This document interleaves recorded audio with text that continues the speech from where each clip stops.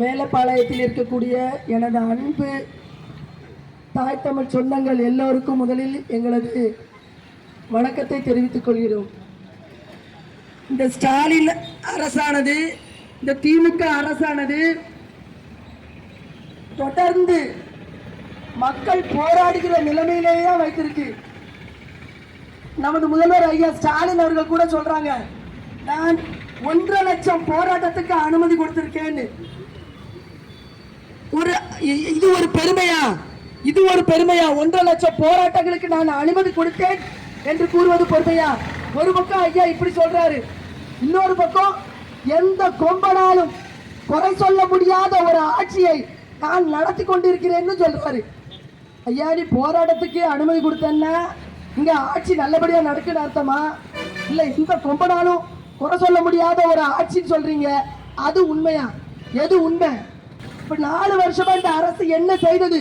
மக்கள் நலம் சார்ந்து எந்த விடயத்தையாவது இந்த விடியல் அரசு கொண்டு வந்திருக்கான்னு சிந்திச்சு பாத்தீங்கன்னா எந்த இடத்துலயுமே கிடையாது. என் இஸ்லாமிய சொந்தங்களை வாக்காக மட்டுமே தான் பாக்குறாங்க. கடந்த தேர்தலில் ஆமீன்புரத்துக்குள்ள துண்டறிக்கை கொடுக்க தான் போனோம். துண்டறிக்கை கொடுக்க போன இடத்துல அந்த மக்கள் பெரும் ஆதரவு கொடுத்தாங்க, யாருமே எதிர்ப்பு தெரிவிக்கல. ஆனா எங்க இருந்தோ 4 திமுக காரங்க உள்ள ஓடி வந்து இங்க வரக்கூடாது, போக கூடாது. எப்படி? ஏன்? இவர்கள் மனநிலை தான் என்ன நிலையில தான் இருக்காங்க. 4 ஆண்டுகளுக்கு முன்பாக தேர்தல் வாக்குறுதி, இந்த ஐயா ஸ்டாலினோட வாக்குறுதியில ஜிஎஸ்டி வரி விலக்கு செய்வேன். இன்றளவும் ஜிஎஸ்டி பத்தி ஏதாவது பேசியிருக்காங்களா? நாடாளுமன்றத்தில் அதை பத்தி ஏதாவது பேசுறாங்களா? அந்த ஜிஎஸ்டி வரி விலக்கு கொண்டு வந்திருக்காங்களா? இந்த ஜிஎஸ்டி வரியால நம்ம எந்த அளவுக்கு பாதிக்கப்பட்டோம்? பேசுறது மட்டும்தான். பாரதிய ஜனதாவை நாங்கள் எதிர்ப்போம் எதிர்ப்போம் எதிர்ப்போம் என்று சொல்லி ஒண்ணுமே கிடையாது. மோடி வர்றாருன்னா பலூன் விடுவாங்க. எப்படி? கடந்த ஆட்சியில கருப்பு பலூனு, இப்ப இவங்க வந்த பிறகு வெள்ளை கொடை பிடிச்சவங்க. நல்லா தெரிஞ்சுக்கோங்க, வெள்ளை கொடை பிடிச்சதுதான் இந்த திமுக அரசு. சிறுபான்மையினர் பாதுகாவலர் என்று சொல்லி எப்பொழுதுமே உங்களை ஏமாற்றி வாக்காக மட்டும்தான் பார்ப்பதுதான் இந்த திமுக அரசு. ஜிஎஸ்டி சோயை முடிச்சிட்டீங்க, விடுங்க. நீட்டு தேர்வு விலக்கு கொண்டு வருவேன்னு சொன்னாங்களா இல்லையா? நீட்டு தேர்வை நான் நாடாளுமன்றத்தில் பேசி நீட்டு தேர்வுக்கு விலக்கு வாங்கி தருவேன், அதன் ரகசியம் எனக்கு தெரியும் சொன்னது ஸ்டாலினோட பையன், ஐயா முதல்வர் ஸ்டாலினோட பையன், துணை முதல்வராக இருக்கக்கூடிய உதயநிதி ஸ்டாலின். ரகசியம் தெரியும். என்ன ரகசியத்தை கண்டுபிடிச்சாரு? நீட்டு தேர்வு விலக்கு இன்னைக்கு எந்த லட்சணத்துல இருக்கு? பாராளுமன்றத்தில் போய் இதை பற்றி பேச முடியாதவங்க அதிகாரம் இருக்கா? ஏன்னா இவங்க ஊழல்வாதி, லஞ்சம், ஊழல். எங்க ஈடு ரைடு வருமோ, ரைடு வரப்போகுதுன்னா முதலாளி நேரடியா போய் சந்திச்சுட்டு வந்தாரா இல்லையா? உடனே போறாரு. அப்பா போறாரு, காலையில மோடியை பார்க்க அப்பா போறாரு, அடுத்த மகன் போறாரு. மக்கள் பிரச்சனைக்கு போக மாட்டாங்க. மக்கள் பிரச்சனைக்கு போட்டு தான் வீட்டுல ஈடு ரைடு வந்துடக்கூடாது. இதுதான் இவங்களோட நிலைப்பாடு.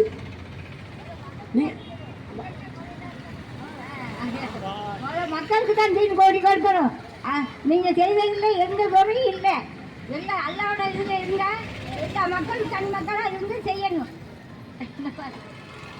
அம்மா சொன்ன மாதிரி மக்களுக்காக இருக்கணும் ஒரு அரசு.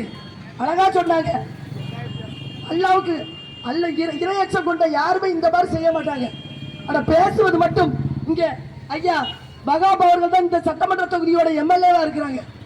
இந்த மக்கள் பிரச்சனை எல்லாம் அவங்களுக்குலாம் தெரியாதா?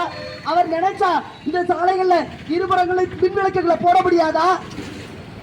12 அடி சாலையை 30 அடி சாலையாக மாற்றத்தான் கோரிக்கை கொடுக்கிறாங்க. மக்கள் பயன்பாட்டுக்கு தானே கேட்கிறாங்க. இங்க வந்து போராட்டம் வேற எந்த இடத்துல நடந்துட்டு இருக்கு? ஜிஎஸ்டி வரி விலக்கு கிடையாது. நீட்டு தேர்வை ரத்து செய்வேன்னு சொன்ன, ரத்து செய்யலடி. 40 பேர் 40 பாராளுமன்ற உறுப்பினர்களை உள்ள அனுப்பியிருக்கு இந்த திமுக அரசு. எப்படி அனுப்பிச்சு? உங்க வாக்கு இல்லாம அவங்களால உள்ள போக முடியுமா? என் இஸ்லாமிய சொந்தங்களோட வாக்கு இல்லாம அவர்களால போயிருக்க முடியுமா? முடியாது, போக முடியாது. யார் சிறுபான்மைன்னு கேட்டீங்கன்னா அவங்க தான் சிறுபான்மை. மின்சார கட்டணத்தை உயர்த்த மாட்டேன்னு சொன்னாரா இல்லையா? மின்சார கட்டணத்தை உயர்த்த மாட்டேன், மாதம் ஒரு முறை கணக்கெடுப்பேன்னு சொன்னாங்க. இருக்கு, தேர்தல் வாக்குறுதியில் இருக்கு. அக்காக்களுக்கா தெரியுதா என்னமா எங்களுக்கு தெரியல. இன்னும் 5 வருஷம் முடிய போகுது. மாசத்துக்கு ஒரு முறை கணக்கு எடுத்தோம்னா நமக்கு குறையும். மின்சார கட்டண அளவு குறையும். 100 யூனிட்டுக்கு மேல போனாதான் நமக்கு அதிக டபுள் மடங்கு சார்ஜ் போடுறாங்க. அப்போ மாதத்துக்கு ஒரு முறை கணக்கெடுக்கிற பட்சத்துல உறுதியாக மின்சார கட்டணம் நமக்கு குறையும். அதையும் தாண்டி அதையும் செய்யல. 2 குடும்பம் வசிக்குது மாடியில, 2 குடும்பம் மாடியில வசிக்குது. 2க்கு சேர்த்து ஒரே மீட்டர். இது என்னப்பா இது? பகல் கொள்ளை, இது பயங்கரமான கொள்ளை. ஒவ்வொரு வீட்லயே ஒவ்வொரு இடத்துலயும் 5 குடும்பங்கள் இருக்கு அம்மா சொன்ன மாதிரி. அப்ப மொத்தமாக அந்த மின்சார கட்டண சுமை அவர்களுக்கு மேல விழும்போது என்ன பண்ணுவாங்க அந்த மக்கள்? இந்த மாதிரி மாற்று மின்பெருக்கத்துக்கு போகிறதுக்கும் சிந்தனை கிடையாது. இவர்களின் நோக்கம் மக்களுக்கு நல்லது செய்யணும்னு நினைச்சாதானே. இவங்கெல்லாம் அழகா வச்சிருக்காங்க. ஊதோறும் மதுக்கடைகளை மட்டும் திறந்து வைப்பாங்க. வீட்டில் குடிச்சே தீரணும், எது எக்கெடு கட்டு போனாலும் சரி. சாராயத்தை குடிச்சிட்டு மல்லா தரணும், பெண்கள் எல்லாம் தாலி அறுத்து திண்டாடணும். ஆனா பேசுவாங்க ஆட்சிக்கு வர்றதுக்கு முன்னகுட்டி அக்கா கனிமொழி கூட சொன்னாங்க, 1.5 லட்சம் இளம் விதவைகள் இருக்கிற மாநிலமாக தமிழ்நாடு மாறிவிட்டது. ஐயோ, நாங்க வந்தோம்னா சாராய கடையெல்லாம் மூடிடுவோம். இப்ப நீங்க அப்படி சொன்னீங்களாக்கா, ஏன்க்கா மூடலன்னு ஒருத்தர் கேட்டாங்க. அப்படியே வாயை பத்திக்கிட்டு ஒண்ணுமே பதிலே சொல்லாம ஓடிட வேண்டியது. இதுக்கு எதுக்கு ஆட்சியும் அதிகாரமும்? உங்க கையில அதிகாரம் எதற்கு? இதற்கு ஆட்சி, இதற்கு அதிகாரமா? மக்களுக்கு ஒண்ணுமே 1000 ரூபாய் கொடுத்தா ஓட்டு போடுவான்னு தீர்மானிச்சுட்டு பெண்கள் யாராவது கேட்டு அழுதாங்களா? அவங்ககிட்ட ஊர்தோறும் அத்தனை பெண்களும் சாட்சி எங்ககிட்ட இருக்கு. மதுக்கடையை மட்டும் தூக்குங்க, எங்களுக்கு 1000 ரூபாய் வேண்டாம்னு சொன்ன சாட்சி எங்கிட்ட இருக்கு. இது தெரியுமா?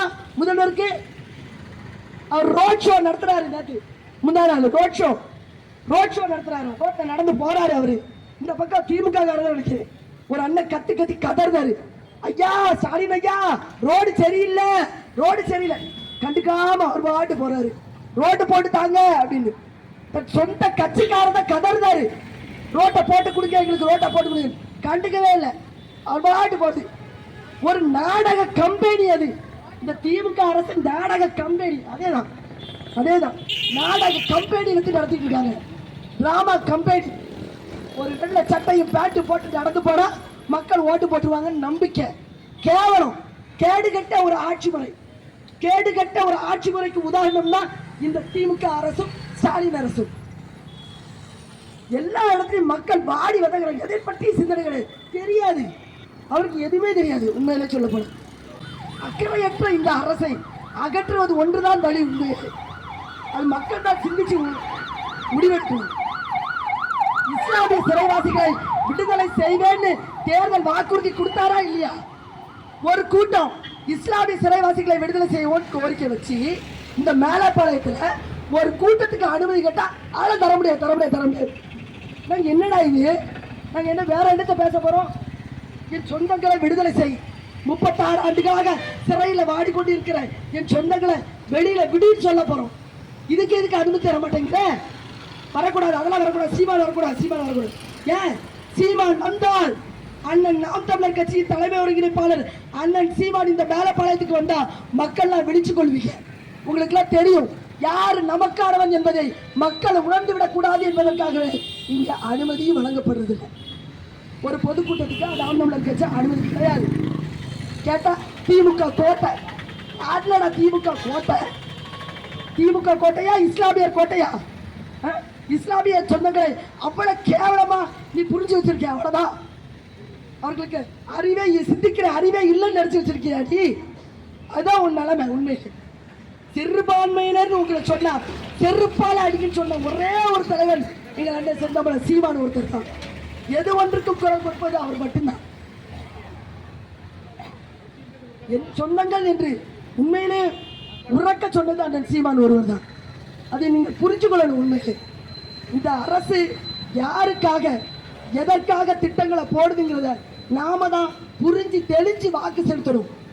நீங்க கொடுத்த வாக்குல தான் அதிகாரத்துல போய் உட்கார்ந்துட்டு அதை தவறாக தன் நலத்துக்காக சுயநலத்துக்காக பயன்படுத்துகின்ற இந்த திமுக அரசை வருகிற 2026 சட்டமன்ற தேர்தலில் அகற்றணும் என்று முழுமையாக நான் உங்ககிட்ட கேட்டுக்கிறோம். இந்த இடத்துல உரிமையோட கேட்கிறோம்.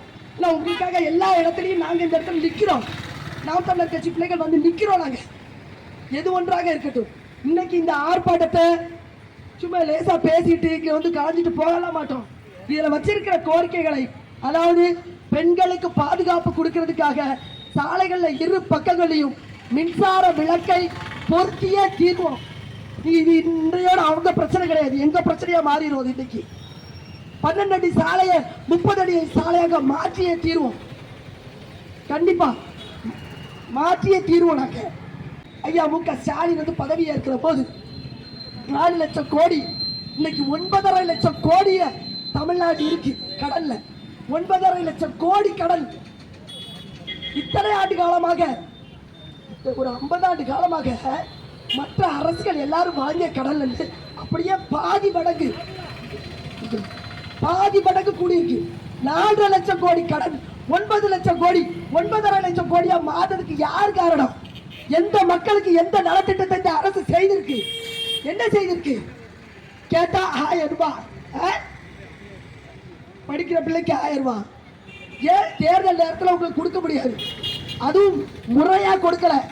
பெண்கள் எல்லாருக்கும் உரிமை தொகை 1000 தகுதி வாய்ந்த பெண்கள் மாத்திட்டு இப்ப கடைசி இந்த 6 மாசம் தினம் 1000 ரூபாய், மாசம் 1000 ரூபாய் கொடுத்துட்டு ஓட்டு வாங்கிட்டு போயிடணும்.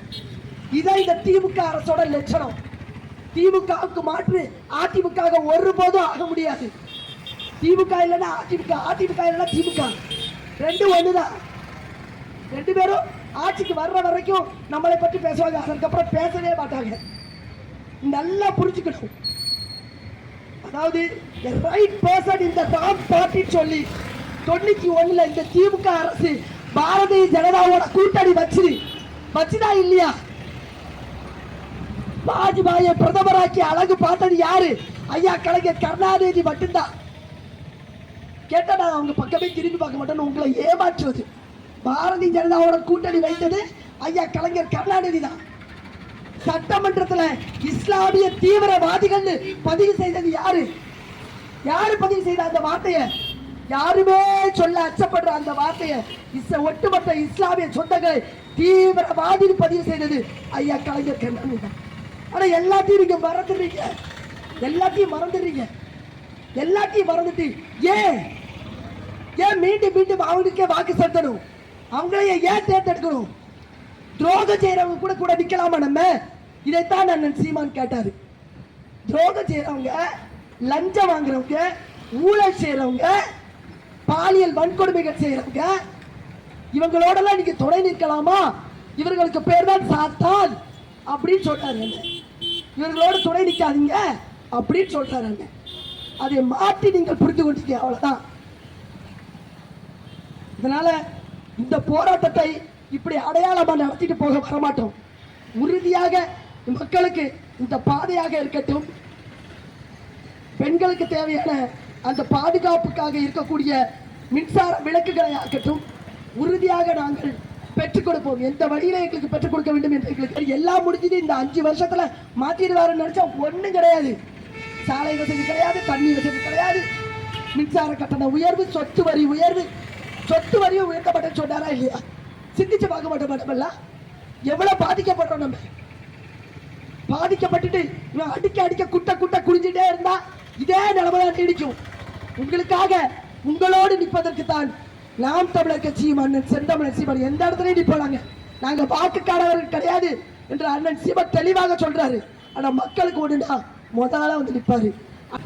ஜாகீர் ஹுசேன் ஐயா படுகொலை செஞ்சாங்களா இல்லையா? இதே திருநெல்வேலியில அன்னைக்கு யாரு போயிட்டு இருந்தா?